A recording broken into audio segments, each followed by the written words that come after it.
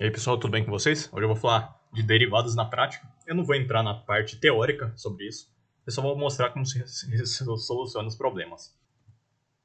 Então, aqui nós temos uma função f de x sendo x ao quadrado. Essa daí é o gráfico dela. Na derivada, nós vamos encontrar o que nessa função está crescendo em cada ponto. Para isso, nós vamos derivar a função. Nesse caso aí, a derivada vai ser 2x, mas eu já vou explicar sobre. Como que nós fazemos a derivada? Aqui nós temos uma função f de x para x elevado a n. Vamos pegar um exemplo aqui. Nós temos 2x elevado a 3. Então, nós vamos puxar aquele 3 lá de cima, vamos multiplicar por 2x elevado a 3 e vamos tirar um daquele 3 lá de cima. Então, o resultado dessa derivada é 6x ao quadrado. Aqui eu vou mostrar a tabela de soluções. Todas elas vão ser em relação à função dx. Depois eu explico se ter outro tipo de variável na função. Aqui temos o k, que é uma constante. Se nós derivarmos qualquer constante, vai dar zero. Isso ocorre porque nós podemos imaginar que todo número, numa função, ele tem a variável que essa função mexe. Entretanto, essa variável está elevada a zero. Isso porque qualquer coisa elevada a zero é 1. Então, você puxa essa ideia, né?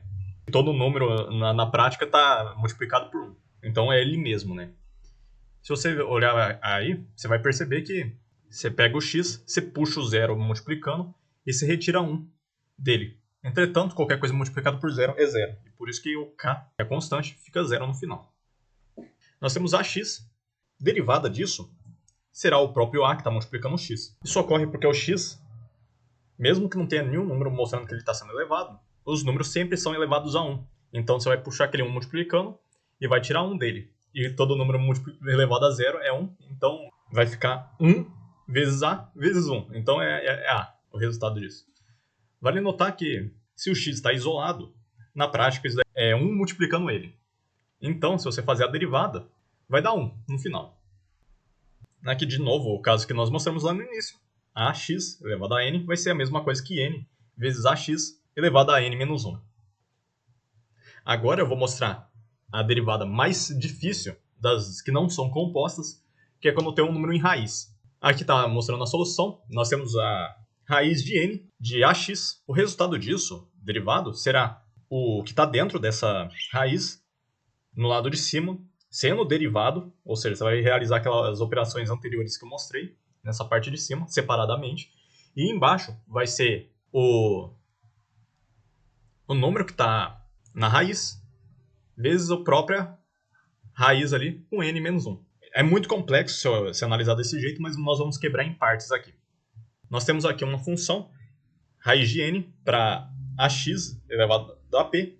Note que ax estão unidos, né? Ou seja, tudo dentro da raiz ali está elevado a p, não é só o x no final. Então, isso daí pode ser transcrito como ax elevado a p dividido por n, porque raiz nós escrevemos normalmente desenhando a raiz, mas nós usamos, por exemplo, uma raiz quadrada é a mesma coisa que o número elevado a 1 dividido por 2. Porque a raiz quadrada é a raiz de 2. Né? Então, para você que nunca viu, a potenciação de um número em fração, a parte de baixo é a raiz. Vamos mostrar um exemplo aqui. Nós temos a raiz de 2 elevado a 1. Eu só coloquei 1 para ficar mais fácil vocês verem. Então, nós vamos pegar isso daí. A derivada disso daí vai ser 1 sobre 2, multiplicando 2x elevado a 1 sobre 2 menos 1, vezes 2x elevado a 1 menos 1. Isso ocorre porque nós pegamos aquele 1 sobre 2 e passamos multiplicando como nós fazemos no processo normal. Como estava tudo dentro de uma raiz, você vai realizar o processo de novo ali na frente, com o que estava dentro da fórmula, né? Como você pode reparar lá em cima, como eu disse, você vai ter que realizar separadamente a derivada. E eu não vou entrar no mérito porque isso daí acontece, porque é uma coisa bem complexa para explicar num vídeo só de prática. Nós vamos simplificar isso daí. Como 1 dividido por 2 menos 1, você tem que ter expoentes iguais embaixo, né? Então você vai multiplicar o 1 por 2 ali no lado, como está em vermelho, e nós vamos ter 2 sobre 2. Aí nós podemos realizar a operação de subtração. Nós também vamos simplificar o 2x elevado a 1 menos 1, porque isso daí é 2x elevado a 0, e x elevado a 0 é 1, então 2 vezes 1 é 2. Nós simplificaremos também esse 2 que nós conseguimos agora com 1 dividido por 2 lá no início, já que está tudo multiplicando. Simplesmente dá para cortar os dois. E vamos ter no final, então, 2x elevado a 1 sobre 2 menos 2 sobre 2. Realizando a operação, nós temos 2x elevado a menos 1 sobre 2. Quando uma potenciação está negativa, nós vamos inverter a fórmula. Ou seja, como ela está na parte de cima de uma fração imaginária, né? Porque todo o número na prática está sendo dividido por 1 também, nós vamos passar ela para o lado de baixo dessa fração. Então o resultado disso vai ser 1 sobre a raiz quadrada de 2x. Nós também simplificamos o 1 dividido por 2 ali para ficar numa fórmula mais visível, né? Do jeito que nós costumamos mostrar a raiz quadrada. Eu sei que pode ter parecido bem complexo ali, mas dá para simplificar tudo isso daí nessa fórmulazinha aqui. Então nós temos raiz de n para ax elevado a p mais k, e tudo isso daí elevado a l. O que nós vamos fazer então? Nós vamos ter a derivada de u, que é todos os elementos que estão dentro da raiz, que é ax elevado a p mais k. Isso daí multiplicado por l sobre n, multiplicado por u, mas dessa vez não deriva essa parte do u, ou seja, essa parte interna aí vai persistir sem nenhuma modificação, elevado a l sobre p menos 1. Essa é a mais complicada de todas das não compostas. Se precisar, tem muito documento na internet que explica passo por passo, mas no final é sempre isso daí que acontece.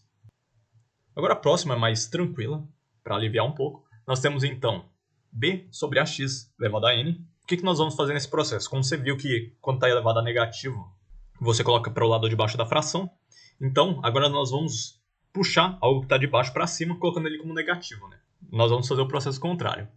Então, nós vamos ficar com a sobre b vezes x elevado a menos n. E a solução dessa derivada agora é muito mais simples de ver, né? Nós vamos simplesmente puxar aquele n que está negativo para multiplicar tudo. Então, nós vamos ter menos n vezes o b sobre a, que já estava ali anteriormente, vezes x menos n menos 1. O que vai resultar na prática isso daí? Vamos pegar um exemplo. 1 sobre 2x ao quadrado. A derivada disso, nós vamos pegar o 2 que está elevando o x. Como se passou para cima, ele ficou negativo, então vai ser menos 2 vezes 1 sobre 2 vezes x elevado a menos 2 menos 1. Resolvendo isso daí, nós vamos simplificar o menos 2 vezes 1 sobre 2. O menos vai continuar, então vai ficar menos 1 sobre 1, que é menos 1. E você vai multiplicar por x elevado a menos 3. E agora, colocando de volta na fórmula, para ficar do jeito bonitinho, você passa o x para baixo e tira o negativo, e nós vamos ter menos 1 sobre x elevado a 3. Então agora nós vamos pegar algumas soluções bem mais tranquilas. Nós temos aí ae elevado a x, sendo e o número de Napier. O número de Napier é uma coisa interessante. Ele tem algumas especificidades, mas eu não vou explicar elas aqui, porque é uma coisa teórica bem funda mesmo.